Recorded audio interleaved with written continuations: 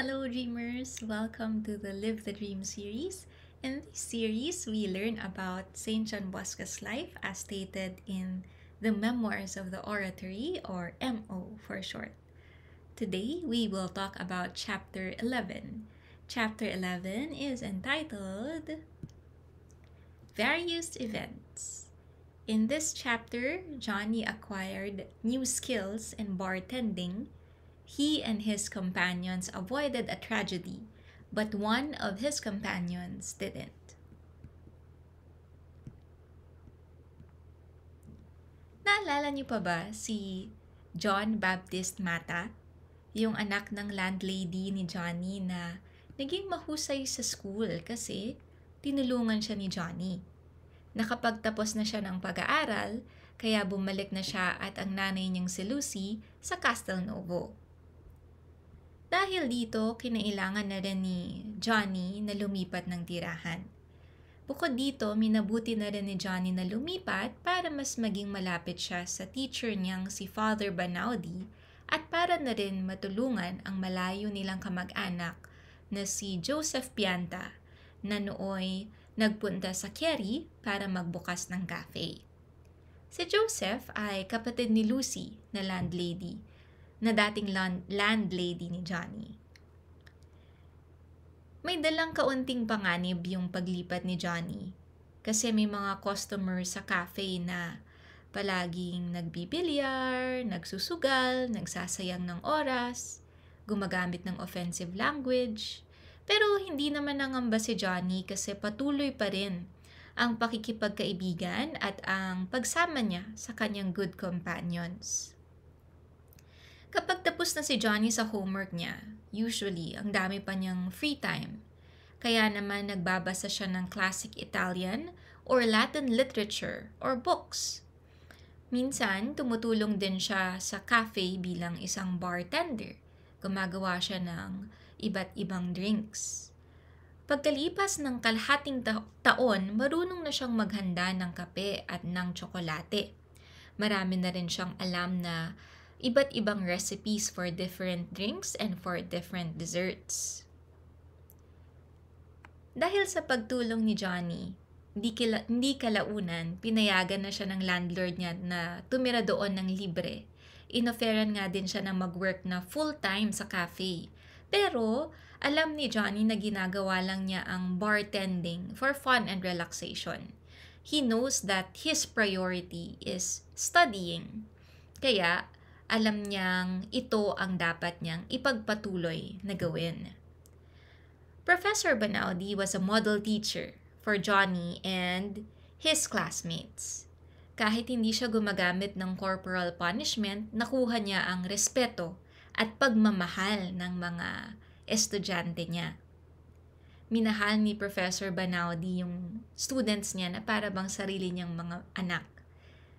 Para ipakita ang appreciation, naisip ni na Johnny na magsulat ng tula at mga kwento at ibigay ito kay Professor Banaudi sa feast day niya. Nagbinigay nila yung sulat, yung tula at mga regalo sa kanya. Natuwa si Professor Banaudi at bilang pagpapakita ng appreciation, dinala niya si na Johnny at ang kanyang mga kaklase sa isang picnic. Nung pauwi na sila sa Kerry galing sa picnic, may nakasalubong si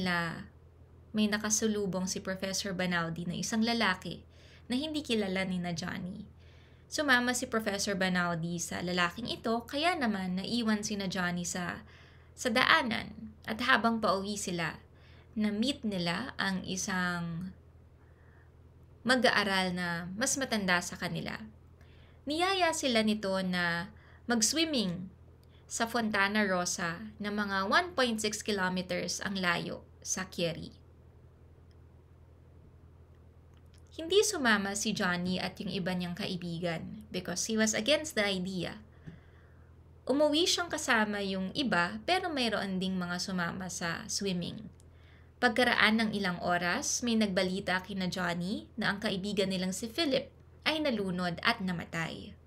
Nagulat sina Johnny sa nangyari kasi si Philip ay isang mahusay na swimmer, magaling siyang lumangoy. Pero ayon sa mga nagbalita, Nalunod si Philip dahil sa mapanganib na whirlpools. Nag-dive siya doon. Hindi niya alam na may whirlpools at nag-dive siya sa Fontana Rosa. 1.5 hours bago ma-recover ng rescuers ang bangkay ni Philip. Na-depress ang lahat sa pangyayaring ito kaya they never talked about it.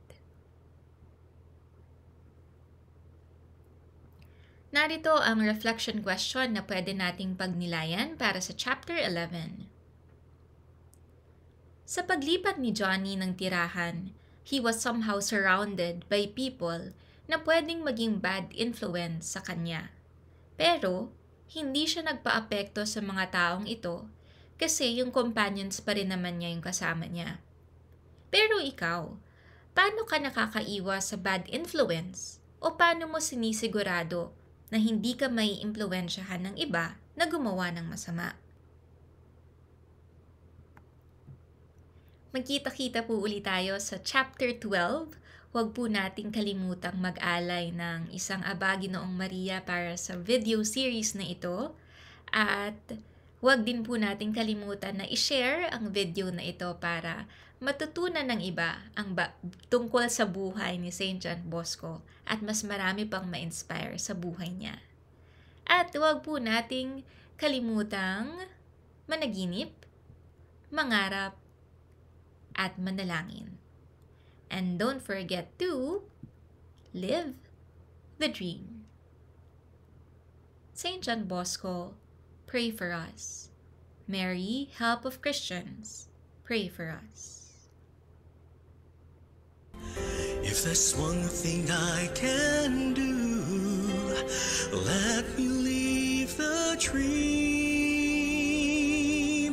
for you.